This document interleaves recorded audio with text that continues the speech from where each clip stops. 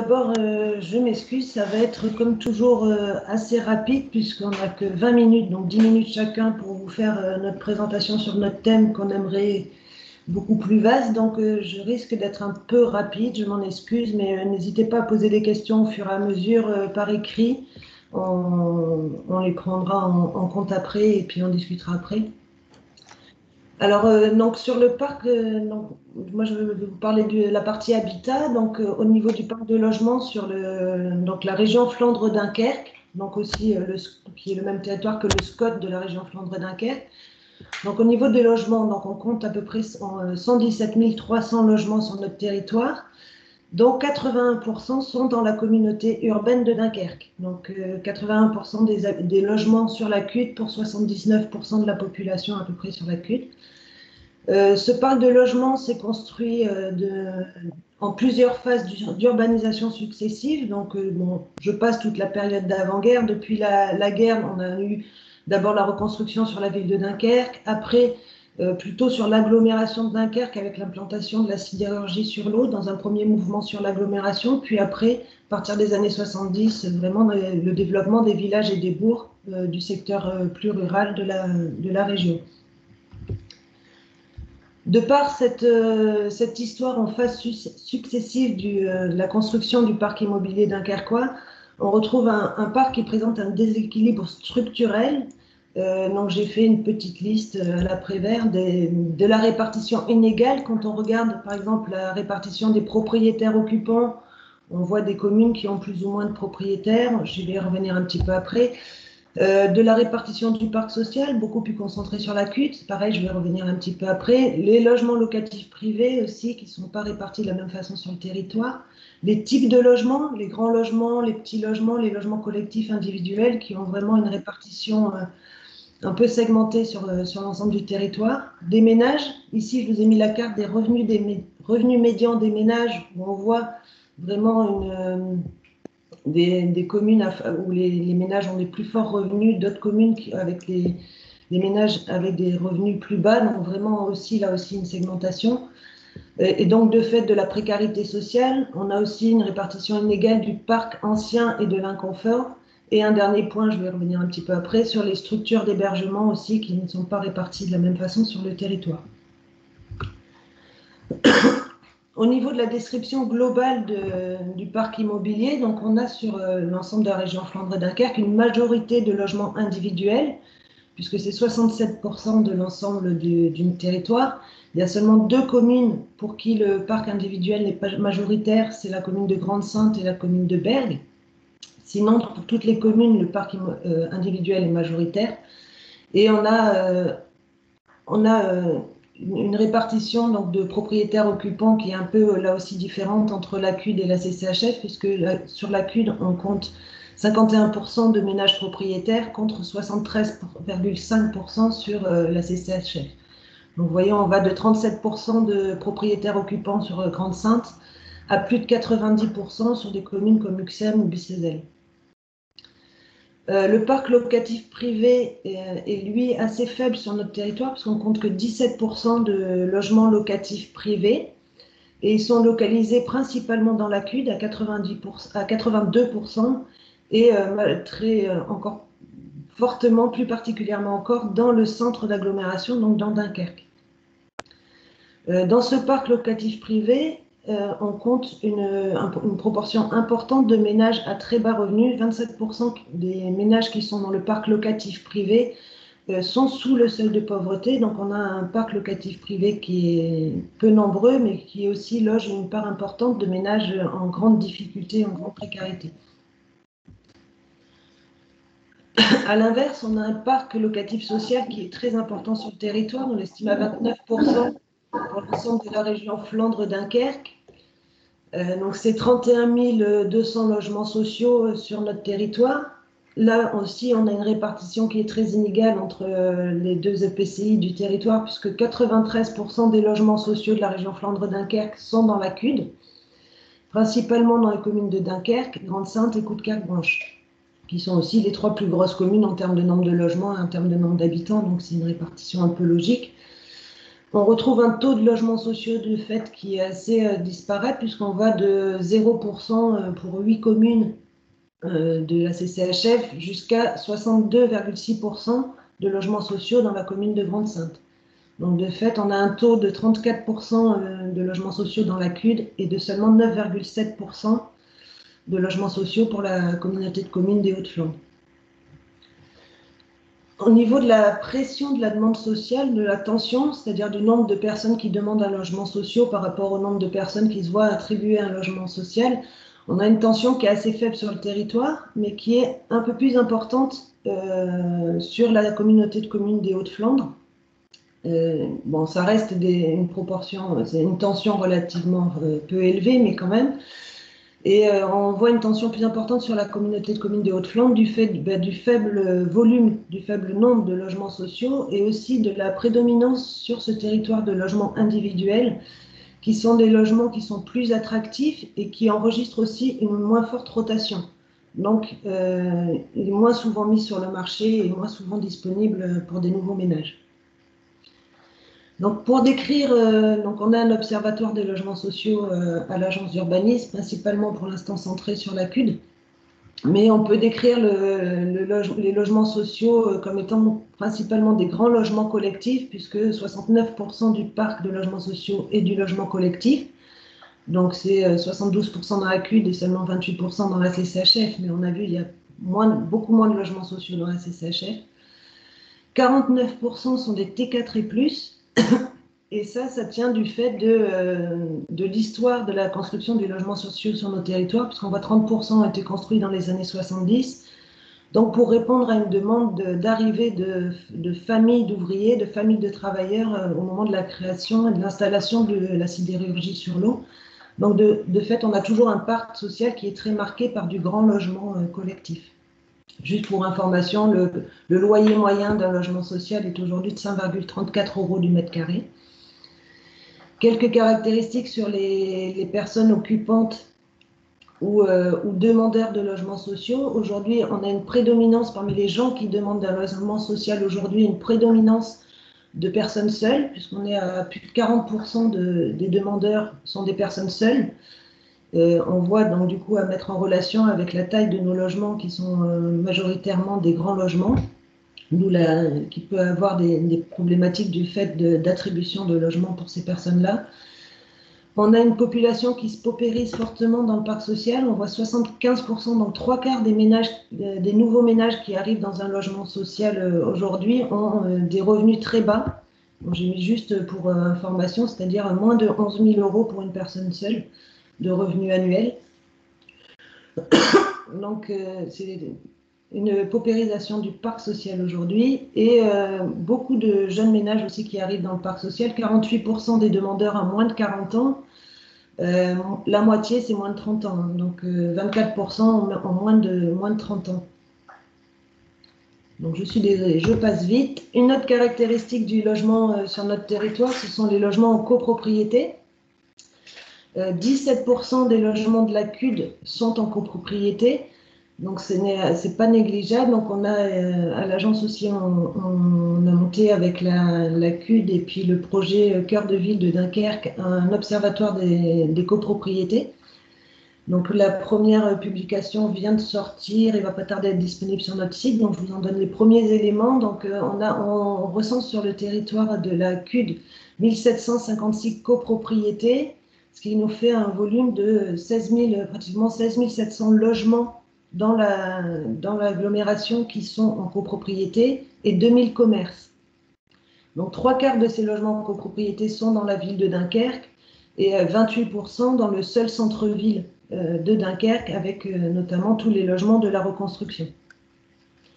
Dans les caractéristiques de ces logements, c'est qu'on retrouve moins de propriétaires que dans l'ensemble du parc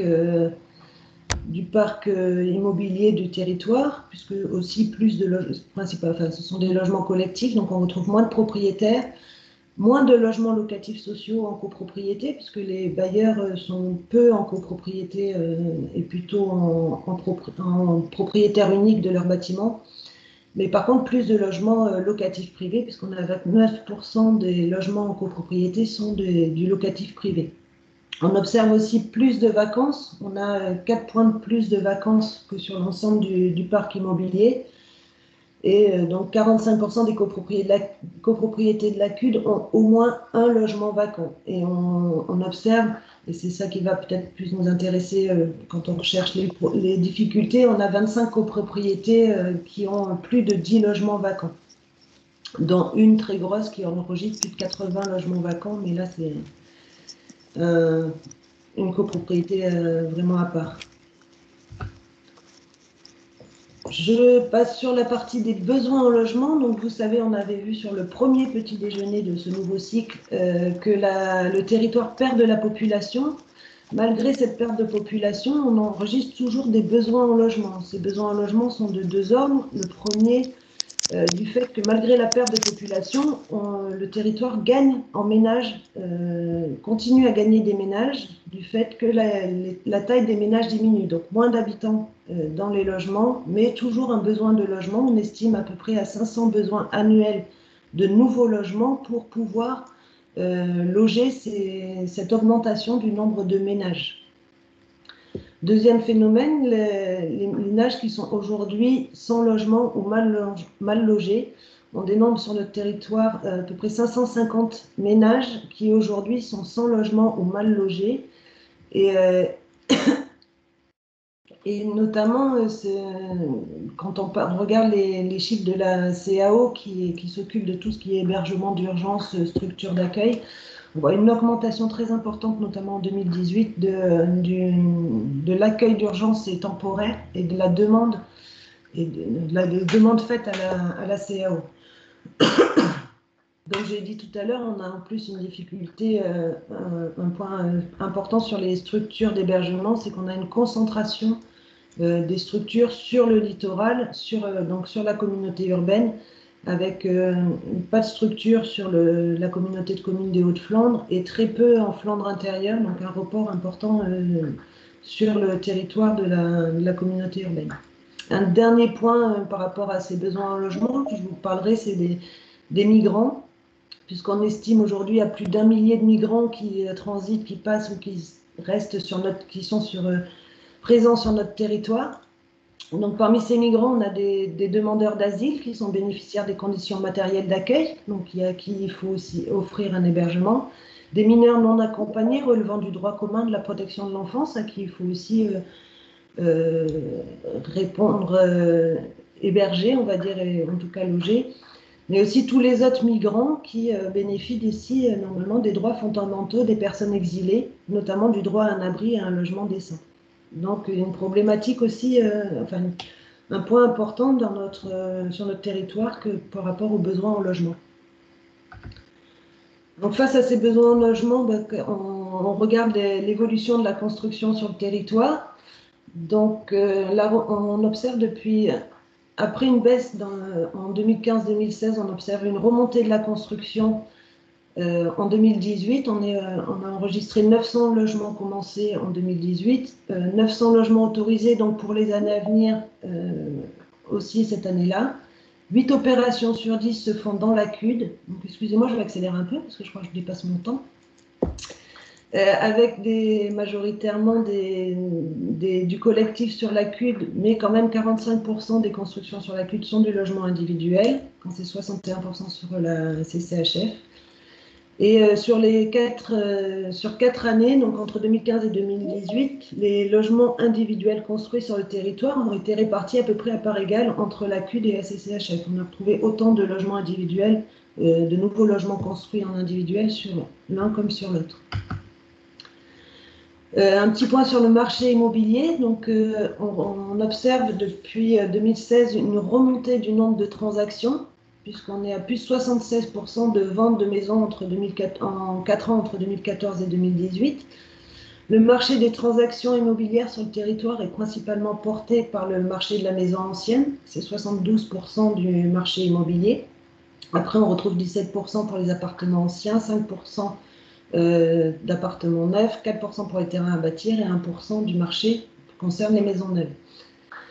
Au niveau des prix, on observe donc depuis la fin de la bulle immobilière des années 2000, on avait une tendance à la baisse enfin, on a une diminution du prix médian des maisons et des appartements anciens.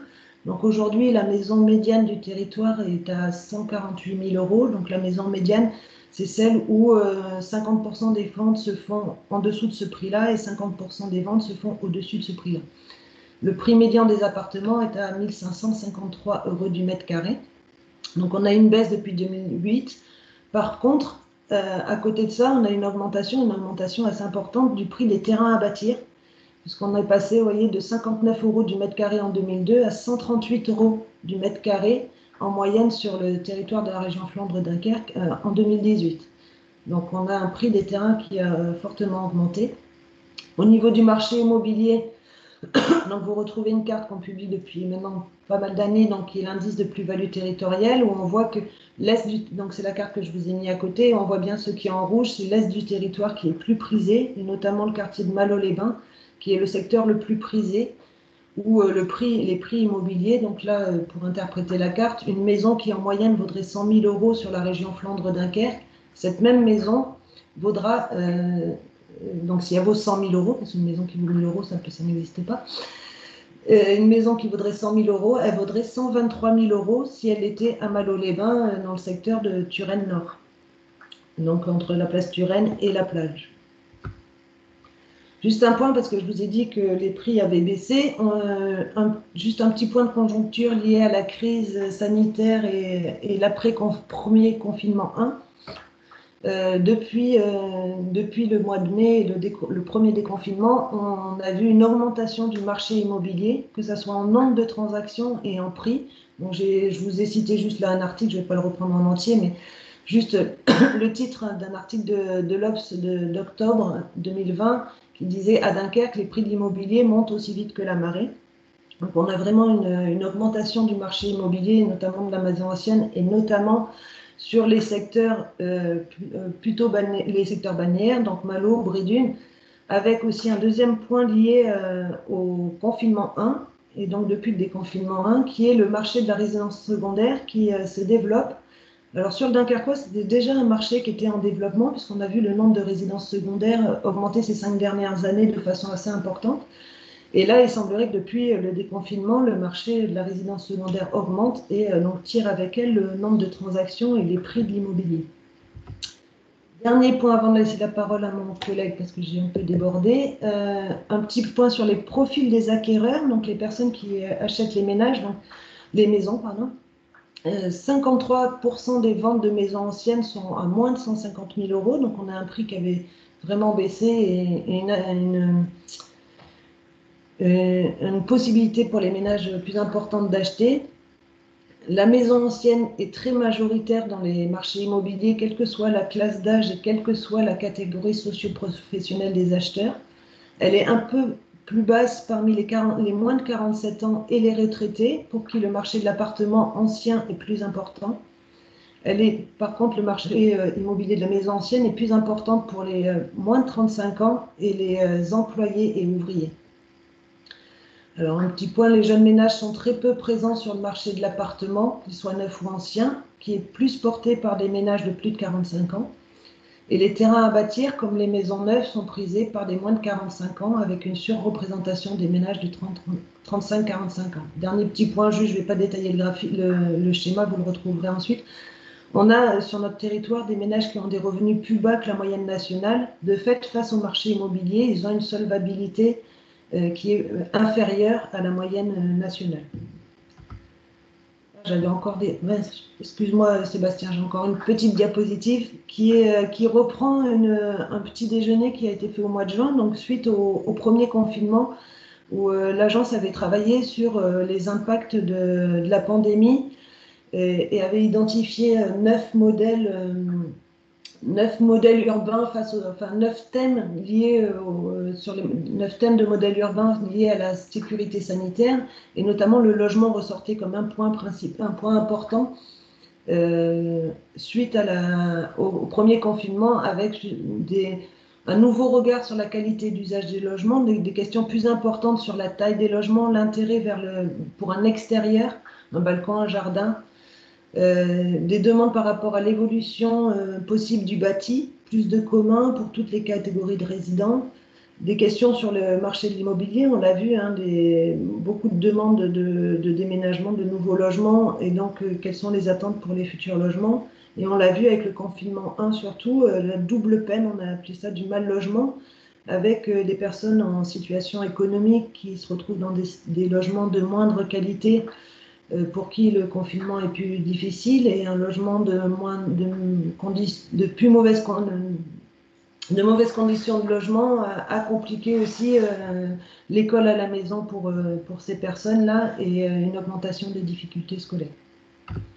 Voilà, Sébastien, je te donne la parole avec un peu de retard, désolé. Merci Cécile, il n'y a pas de problème. Bonjour à tous, donc je vais vous parler d'espace public avec une présentation sans chiffres. Alors en commençant par une définition pour voilà, dire de quoi on parle. Donc, les espaces publics désignent les endroits accessibles au public, arpentés par les habitants, qu'ils résident ou non à proximité. Ce sont des rues, des places, des parvis et des boulevards, des jardins et des parcs, des plages et des sentiers forestiers, campagnards ou montagneux, bref, le réseau viaire et ses à côté qui permettent le libre mouvement de chacun dans le double respect de l'accessibilité et de la gratuité. Donc c'est Thierry Pacaud qui écrit ça dans son ouvrage L'espace public, et donc cette définition, elle dit bien toute la diversité des types d'espaces publics, et que l'espace public, c'est pas juste des espaces urbains, mais c'est aussi des espaces à la campagne. Ajouter aussi que dans les espaces publics, il y a des espaces publics emblématiques. Donc sur tous les territoires, il y en a. Chez nous, ce sera les plages, les digues, les grandes places. Ce sont donc des espaces de fierté qui participent à l'image aussi du territoire, et qui voyagent un peu au-delà des limites du territoire dans les représentations collectives. Et puis il y a aussi des espaces publics ordinaires, donc les rues, les voies de desserte, des places, des petites places, les squares, les jardins de quartier, donc qui sont les espaces du quotidien. Dans les deux cas, les espaces publics, ce sont des espaces qui vivent avec les temps et l'histoire des villes. Ce sont donc des espaces qui vieillissent. Alors qui vieillissent parce que les matériaux vieillissent, les mobiliers vieillissent, mais aussi nos modes de vie changent, le monde change. Ce qui fait que de temps en temps, les espaces publics, il y a bien besoin de les refaire. C'est ce qui a été fait par exemple sur la digue, les digues dunkerquoises. Voilà, avec le changement climatique, il y avait la nécessité de surélever l'ouvrage, de remonter de 60 cm la protection. Et on ne s'est pas arrêté à en faire, je dis on, mais moi j'y suis pour rien, mais on ne s'est pas arrêté à faire un ouvrage simplement technique, mais du coup à adapter aussi la digue aux nouveaux usages et aux nouveaux modes de vie qui correspondent à notre temps. Et donc du coup de profiter de ça pour rendre la digue un peu plus confortable pour les restaurants, avec des terrasses vraiment en lien avec la plage, des murets qui servent de bancs pour pouvoir aussi profiter du soleil, qui sont bien orientés, s'abriter du vent, etc. Et puis libérer aussi la digue de la voiture, notamment dans les temps estivaux, parce que la digue, les digues sont vraiment des espaces de fréquentation massive, on va dire. Et puis sur les espaces du quotidien, ce sont aussi des espaces qui évoluent en lien avec nos modes de vie. Donc la photo plutôt du bas, c'est vrai que c'est autre chose. On est dans une rue, ce qu'il y a de plus ordinaire, une rue dunkerquoise. Ça pourrait être ailleurs. Et ce qu'on voit là, ça illustre plus une évolution finalement de l'espace public en lien avec nos modes de se déplacer.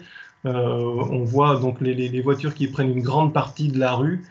Et puis des jardinets qui ont été supprimés progressivement devant les maisons, soit parce qu'on n'avait plus envie de s'en occuper, de les entretenir, ou alors aussi pour pouvoir des fois garer sa voiture au plus près. On peut passer à la diapo suivante. Cécile? Ah, merci. Donc juste quelques photos là pour faire un petit tour d'horizon qui fait du bien sur la requalification des espaces publics qui a pu être, qu'on peut observer depuis, on va dire, une dizaine d'années sur le territoire Flandre-Dunkerque, avec un certain nombre d'espaces qui ont été donc refaits ou complètement créés, donc des places qui ont été réaménagées, requalifiées en lien avec une mise en valeur d'édifices patrimoniaux. On peut citer par exemple les places d'Esquelbecq ou Gravelines, ou la place Gambetta à Bergue aussi par exemple, pour ne citer qu'elles, mais il y en a d'autres. Des espaces publics qui ont été créés en lien avec les créations de nouveaux équipements, comme par exemple la bibliothèque à Dunkerque ou la patinoire, des bords à canaux aussi qui ont été réaménagés dans les dernières années, avec le quai aux fleurs à Rosendal, ou alors les bords du canal de Bergue à Coudekerque-Branche. Voilà, c'est un certain nombre d'espaces comme ça qui ont évolué et qui contribuent aussi à renouveler un peu l'image du territoire, et puis à donner un peu plus de qualité aussi au cadre de vie des habitants. Voilà, des espaces publics aussi qui ont pu être réaménagés ou refaits dans le cadre des premiers programmes de renouvellement urbain de l'ANRU. Et donc, du coup, on peut passer à la diapo suivante pour dire que faut continuer, hein. Il y a encore beaucoup de travail sur l'espace public. Alors, je ne sais pas pour vous, mais pour moi, la diapo n'a pas changé. Voilà. Donc, encore un grand nombre d'espaces publics qui restent encore à retraiter. Toujours voilà, des places de ville ou de village, comme on pourrait parler de la place de Bergue ou de Bolzel ou encore d'Onscott, mais il y en a d'autres. En ville, certains espaces un peu minéraux qui n'ont pas grand intérêt, qui sont un peu tristounes, des espaces verts aussi, des fois qui n'ont pas trop de sens, qui génèrent pas d'usage particulier. Encore des bords à canaux, toujours, donc les canaux qui qualifient bien un certain nombre d'espaces urbains, mais qui sont pas toujours, on va dire, qui tirent pas toujours profit de la présence de ces canaux. Des espaces portuaires aussi qui pourraient faire l'objet de requalification de manière à mieux articuler la ville avec son port. Donc il y a des réflexions qui vont dans ce sens-là. On peut parler aussi de l'éclairage nocturne, de l'éclairage public qui participe aussi évidemment à la perception des espaces la nuit. Voilà, donc sans entrer plus dans les détails, pour dire qu'il y a encore du boulot, et dire qu'il y a un gros travail qui est mené aussi là sur les espaces publics des quartiers en renouvellement urbain, donc dans le cadre du NPNRU. Donc une petite question à laquelle on m'avait demandé de répondre ce matin sur les conditions de réussite d'un espace public. Donc la question n'est pas facile, j'ai essayé de relever le challenge, mais bon, sans prétention de faire un cours sur l'espace public, j'en serais bien incapable, mais enfin, juste en commençant par dire que chaque espace est unique, et donc il n'y a pas de recette préconçue. Évidemment, quand on va aménager un espace public, il faut bien tenir compte de l'existant, sinon on pourrait être amené à faire... à donner des réponses hors sol, et puis conduire un peu à une uniformisation des espaces, c'est-à-dire qu'on soit à Dunkerque ou à Saint-Jean-de-Luz, évidemment, on ne fera pas les mêmes espaces publics, il faut bien tenir compte du contexte local et de ce qui se passe sur site. Alors, des fois, c'est pas toujours évident, surtout quand on est sur des espaces publics un peu ordinaires, il n'y a pas toujours... on va dire, quelque chose sur site à quoi se rattacher. Donc, on peut parfois être tenté de créer la curiosité par l'aménagement, mais donc bien faire attention à ce que finalement on n'arrive pas à faire des réponses complètement déconnectées. Ensuite, aussi travailler sur les limites entre l'espace public et l'espace privé, que ces limites soient claires, parce qu'effectivement, quand ces limites sont floues, à un moment donné, au début, si on sait où sont les limites, à mesure, ces limites s'effacent, et au bout d'un moment, dans la gestion, on ne sait plus qui doit entretenir quoi, donc ça devient pas clair, et on sait plus où s'arrête l'espace public. Juste quelques photos, en haut, les 3 photos qui ne sont pas vraiment pour illustrer ce principe, mais juste pour dire que si l'espace public s'arrête à une limite, si le corps ne peut pas aller au-delà de cette limite, le regard, lui, continue, et donc tout ce qui se passe dans l'espace privé, que ce soit l'occupation des espaces extérieurs, mais aussi l'architecture des bâtiments, évidemment, contribue à la perception de la qualité que peut avoir l'espace public. Donc, l'espace public peut avoir une qualité, mais qui ne tient pas uniquement à ce qu'on fera de cet espace-là, mais aussi des perceptions qu'on peut avoir sur ce qui environne cet espace. Voilà, donc toujours dans les conditions de réussite, c'est que les espaces, autant que possible, soient à la vue de tous, pour qu'il y ait un petit peu de contrôle social quand même sur ces espaces-là, c'est-à-dire qu'il n'y ait pas des mésusages qui puissent s'y développer parce qu'on ne voit pas ce qui pourrait s'y passer. Que les espaces soient correctement éclairés la nuit. Alors correctement, ça veut dire éclairer au bon moment de la nuit, en évitant les éclairages intempestifs, et puis aussi en essayant de respecter on va dire les temps biologiques, notamment des oiseaux qui peuvent vivre en ville. Donc en fait, finalement, c'est tout faire pour que l'espace soit utilisé aussi et respecté à bon escient. Alors là, c'est pas évident parce qu'on pourra y mettre toute la bonne volonté qu'on veut. Ça dépend aussi du comportement finalement des usagers et des gens. Et donc là, on n'a pas toujours toutes les clés pour agir là-dessus. Quand on conçoit aussi l'espace public, il faut essayer de faire en sorte qu'il soit capable, c'est-à-dire capable de s'adapter à des usages auxquels on n'aurait pas forcément pensé. Donc il faut prendre en compte un maximum d'usages possibles, essayer de faire en sorte que cet espace modulable qui puisse changer, et pourquoi pas revenir en arrière. Bon, je passe un peu plus vite sur la fin, mais en tout cas, tout ça, ce sont quelques clés, mais évidemment, le programme doit être bien défini. Alors, pour bien définir le programme, comment faire? On peut passer à la diapo suivante. Bien identifier les besoins, évidemment, faire des bons diagnostics, mais aussi mettre en place une concertation. Alors, je ne sais pas, la diapo n'est pas passée pour moi. Voilà. Une concertation qui est donc un temps primordial pour finalement définir le programme et pour imaginer le futur espace qu'on va créer. Alors, qui mettre autour de la table de ces concertations? Évidemment, la maîtrise d'ouvrage, donc qui sont les collectivités avec les élus et les différents services qui peuvent être concernés par le projet selon ce qu'on va vouloir y faire. Ce qu'on appelle aussi la maîtrise d'usage, c'est-à-dire les habitants, les usagers, tous ceux qui vont pouvoir fréquenter le lieu et qui vont aussi pouvoir exprimer leur façon de percevoir l'espace, leurs besoins, comment ils l'utilisent, ce qu'ils peuvent ne pas y faire avant de faire le projet et ce qu'ils aimeraient faire ensuite.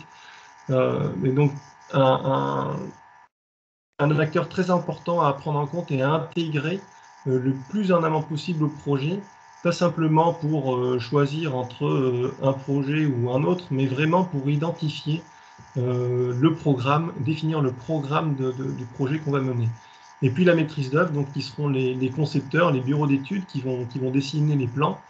Donc voilà, c'est tout, donc qui est composé donc de différents professionnels, hein, selon l'objet aussi, selon ce qu'on veut faire. Donc ça va être des paysagistes, des designers, des architectes, peut-être des écologues, concepteurs lumière. Enfin, voilà, donc à bien identifier ce qu'on veut faire pour bien identifier les professionnels à mettre autour de la table et puis rassembler tout le monde et aussi intégrer ce qu'on peut appeler un facilitateur projet, donc comme l'Agure par exemple, qui peut faire le lien entre ces différents acteurs pour faciliter les échanges et comment dire, transmettre les idées.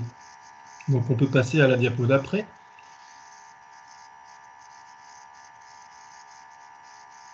Ça ne marche pas. Oui, voilà. Donc, sans rentrer dans le détail de ça, là, je vais faire un peu le moment publicité, donc vous pouvez augmenter le volume de vos ordinateurs.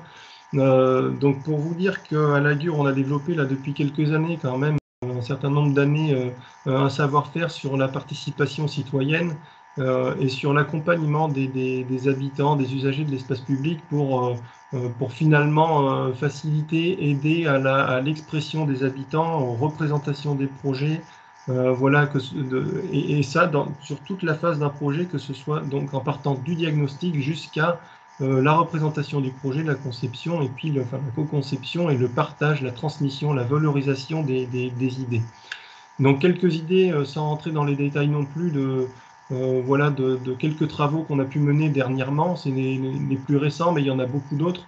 Voilà, c'est des exemples de représentations qu'on a pu faire avec les participants à différents ateliers, donc sur le Mail Saint-Nicolas, à Petite-Sainte, à Dunkerque, à l'avenue de la Mer, Dunkerque aussi. Donc c'est des exemples dunkerquois qui ont été réalisés dans le cadre des fabriques d'initiatives locales, mais pour vous montrer que voilà, on peut travailler avec les habitants à partir du diagnostic jusqu'à la représentation d'un projet qui ensuite peut être transmise aux maîtrises d'œuvre de manière à ce que les idées, les envies des habitants soient le plus possible intégrées au projet. Ensuite, pour bien définir le programme, pour être sûr aussi qu'il soit bon, on peut s'appuyer sur ce qu'on appelle l'urbanisme tactique. Donc c'est quelque chose qu'on voit apparaître ces dernières années de manière un peu plus forte en France, mais qui existe depuis déjà au moins 50 ans aux États-Unis. C'est l'idée finalement de tester sur l'espace public des idées de les mettre en place avec des moyens simples. Voilà, avec par exemple installer des fois du mobilier qui est plus du langage routier, mais on va remettre des coups de peinture dessus. Enfin, en tout cas, c'est installer des éléments de façon simple qui ne sont pas pérennes, donc ça permet de revenir en arrière, mais permettre voilà, d'essayer des idées sur l'espace public avant de les mettre en place de façon plus pérenne au moment où on se rend compte que ça marche. C'est des installations qui peuvent être mises en place, par exemple, pendant l'été, qui peuvent être retirées, qui peuvent être remises, tester différentes manières avant de prendre vraiment la bonne décision d'aménager l'espace public de façon plus durable. Donc je ne vais pas m'attarder plus que ça là-dessus, mais enfin en tout cas c'est un moyen intéressant pour travailler sur l'espace public. Alors ça peut être intéressant de le faire puisque ça nous permet de tester vraiment les idées avant de les mettre en œuvre, parce qu'un espace public, vous le savez, ça coûte cher à réaliser. Il y a de nombreuses contraintes qui s'imposent quand on travaille sur un espace public, avec des contraintes un peu traditionnelles qui sont du coup le passage des réseaux souterrains, donc eau potable, eau usée, électricité, ces réseaux qui sont de plus en plus nombreux avec la fibre, le réseau de chaleur, etc. La circulation, évidemment, à prendre en compte avec tous les modes de déplacement concernés, donc les bus, les cycles, les piétons, les voitures, etc. La sécurité, évidemment, pour permettre l'accessibilité aux véhicules de secours, la gestion des eaux pluviales, qui n'est pas une question nouvelle, même si on en parle de plus en plus, ça fait quand même longtemps qu'on se dit, quand on conçoit un espace public, que les eaux pluviales doivent être gérées au mieux pour être infiltrées sur place, et éviter de renvoyer les eaux dans les collecteurs et les stations d'épuration. La collecte et le ramassage des ordures ménagères, etc. Et puis les normes, évidemment, qui des fois... finalement, quand on met les normes au bout les unes des autres, la créativité s'en retrouve un petit peu affectée. Et puis évidemment, une grosse contrainte, ça va être celle du budget et puis de la capacité de gestion des collectivités derrière, parce qu'effectivement, ça c'est important à prendre en compte dès la conception, parce qu'on peut imaginer le plus bel espace public qui soit, si derrière on n'a pas les moyens de s'en occuper, ça ne durera pas longtemps. Donc voilà un petit peu un balayage sur la question de l'espace public. Alors la nouvelle donne aujourd'hui, c'est vrai que donc là, on vient de parler des contraintes, mais il y a une nouvelle donne à prendre en compte aujourd'hui sur l'espace public. C'est évidemment le changement climatique, la résilience, donc avec toutes les questions à prendre en compte sur la ville décarbonée, les villes plus vertes, voilà, la ville nature. Le bien-être et la santé aussi, qui sont des aspirations des habitants de plus en plus exprimées. Voilà, les espaces publics peuvent aussi doivent servir à se détendre, peuvent servir à l'activité physique. Et puis la crise sanitaire aussi, qui est vraiment cette nouvelle donne-là. On le voit bien avec le confinement, l'histoire de la distanciation physique, voilà, avec des aménagements qui ont dû être faits pour éviter que les gens puissent se croiser, se mélanger. Alors du coup, ça va en l'encontre finalement de ce que peut être un espace public qui est un lieu de rencontre. Et puis l'histoire du rayon de 1 km aussi fait qu'on peut se poser vraiment d'autres questions sur l'espace public. Parce qu'aujourd'hui, finalement, on a des espaces publics de destination, mais la rue, le premier espace public en sortant de chez soi, compte aussi. Et quand on se retrouve dans des situations comme aujourd'hui et qu'on n'a pas d'autre choix que d'aller se promener dans ce qui est au plus proche de chez soi, et que des fois on n'a pas toujours les conditions pour avoir une promenade très agréable, donc c'est vraiment des choses à prendre en compte.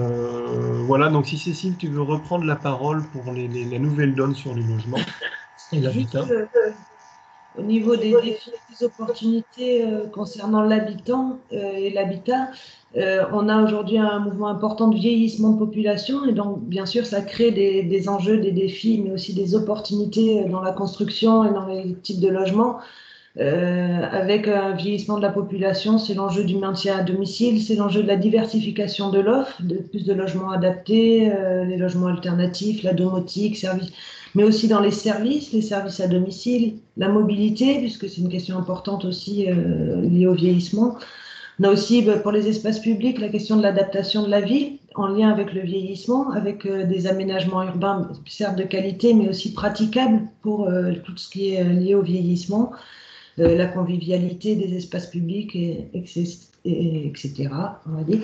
Et on avait parlé, j'ai esquissé vite fait la question des revenus, mais c'est aussi du coup par rapport à l'habitat, il y a toujours la question de l'accessibilité financière, notamment face à la fragilité financière, face à l'augmentation peut-être des prix de l'immobilier qu'on voit arriver l'impact suite Covid, face au mal logement, face aux coûts liés au vieillissement. Donc, toutes ces questions-là qui sont certes des défis, mais qui sont aussi des opportunités dans le mode de construire, dans la localisation et les usages. Voilà, je suis désolée, ils ont fait parler deux bavards le même jour pour le même petit déjeuner, donc on a dépassé notre temps et donc on va limiter un peu le temps de questions, mais sachez qu'on a de nombreuses publications sur ces thèmes-là à l'agence et que donc, je vous les affiche là, je ne les cite pas et je vous laisse parler.